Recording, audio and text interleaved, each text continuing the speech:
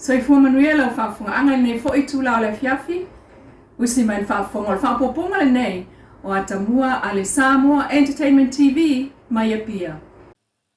E fitu isi masina leo le afa awa wai lama na saini le sunga mau hanta I le ofisa o leo. E whaatali ai le taimea bala wai lonu whaamsinonga. O le lona lua ile nei o aso talu mai le aso lua o le vai aso nei sulimo aparila. Na tete ena umai e Mr. Hunt mo lianga leo whaasanga ia teia. E walu mo lianga e au fia ile tau wha leanga mal whaaso e sa ilunga social media. E so tanga ile post sa ia tu ilunga o le Facebook. Ma fesilingi ai le pulenga o le company wa lele. I se pusa oti na au mai e le wa lele lea I se maliu na au mai ai. E tolu asa o whaatulanga mo le whaamsinonga ia Novema. Talu e fitu mo li maua leo. O le aso sifuru iwa, lua sifuru ma le lua tasi o Novema lua o lua lima. E amatai ona su ele mta upule nei. Matu maupea polo inga o tatalai Mr. Hunt I tua.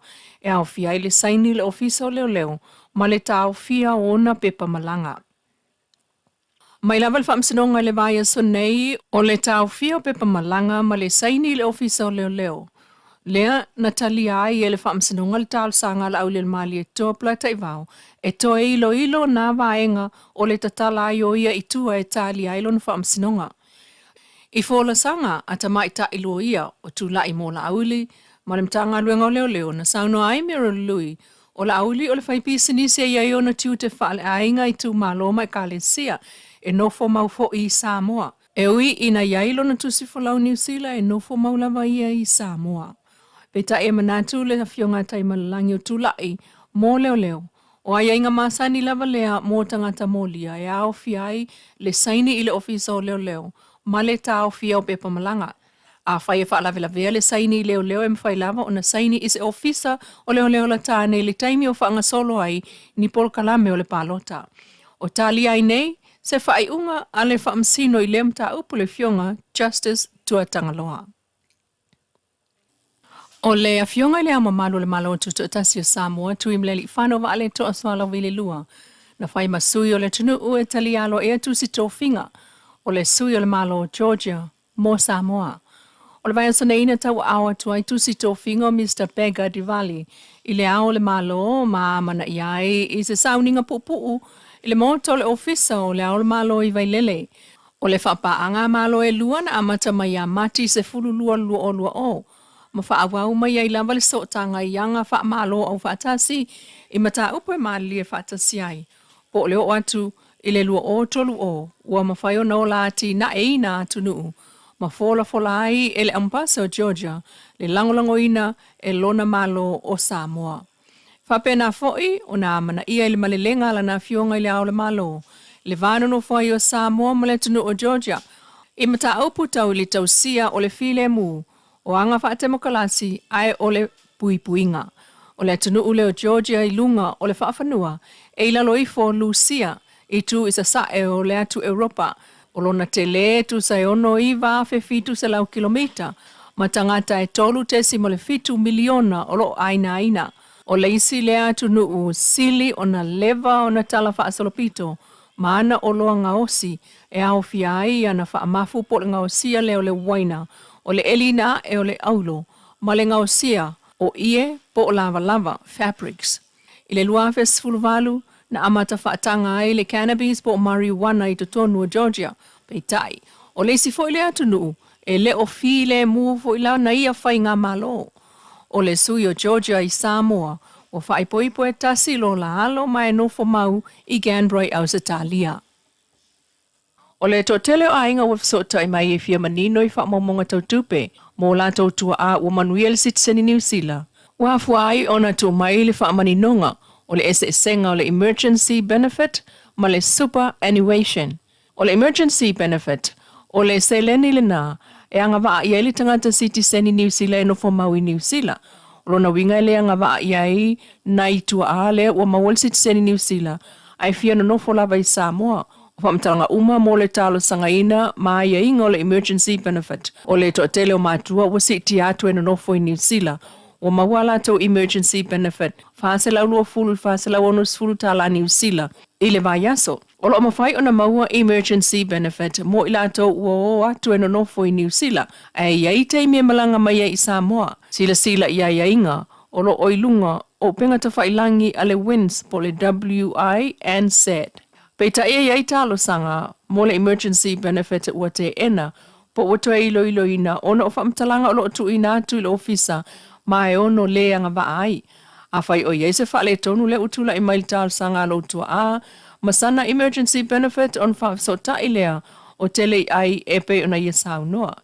O le superannuation, o le seleni anga vaa ia ile tangata citizen i New Zealand, pe a ausia le ono 5 tausanga o lona soifua. Pe ta e tatau ona atol se 10 tausanga o eno fo i New Zealand, ile mauai o low citizen i New Zealand. O whamtalanga uma mai inga o le superannuation, o lo maua uma ilunga o penga tawhailangi. O le superannuation po o le pensiona, pe ao o inanga baa, o na mawhai lea o na e no fopea i Samoa, ai mawala o whamanuianga, pe tai. Ile taimine lea nga baa, iai se isi o tua a ua manuia i lalo tula fono, le Citizenship Western Samoa Act ta si iwa walulua, o na e mo o mia le nofo i New Zealand ili se 10 tausanga. O lo iei le tau mawhainga o lo whaatala noa e ili whainga malua New Zealand, mo se awala e whaapawhala ili se 10 tausanga mo na o tātou tua a Samoa. Ona ua whālua tausanga. O pule e sea lo tātou sitiseni. E mo o miaile tula i mai o ainga o tua a ua manuia i le sitiseni. E langolango i ale nātau mawhainga e ala. I le stala i le polkalame. O le whāliu le la. O lo whaamao popoina e le Asa Foundation. O whaamanianga ua maua. O le maua le sitiseni New Zealand ua anga wa ailoa lea. I le tusi folau New Zealand. O le whaamanianga lea o le amawhai eona e malanga atu i New Zealand Australia. Whaapea isi vaenga o le lalangi e au noa, ma le tautalo sanga ino se visa. O le Super Gold Card, ua mawhai nei o nanga wa ai sa o se tua a ua atoa le ono 5 tausanga o le soifua. O le maua le sitiseni New Zealand, ua anga wa ai loa e siaki ma tonga fitinga whaafo mai. Ma isi au nanga mo le soifua malolo ino tangata New Zealand. O le maua le sitiseni New Zealand, ua anga wa ai loa mo le talo sanga ino se fale o le malo, pe amana o mia e nofo ai. E le whaingofia na toi maua mai sitiseni New Zealand, i le whālua tausanga na awa e se ai le malo New Zealand.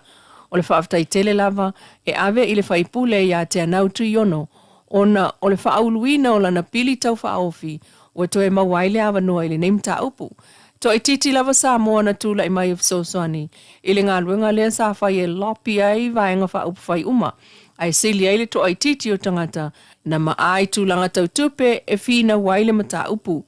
E iai nisi o tu a ua whaingata o na tue malanga mamau. Pei ta ia iai le whautuanga e whaipea le sitiseni New Zealand. A wā a manuia o tue rifana tule se leni sa tutongi ai le talo sanga. O lo iai se tau mawhainga mo le talo sanga ina o le malo.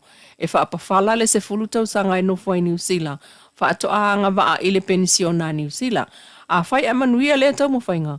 O na mawhai lea e ila tau o lo alala i Samoa. O na tala lea whaamanuianga. O le taiminei, o lo ua iai le support group e ta ua o le whaaliu le la.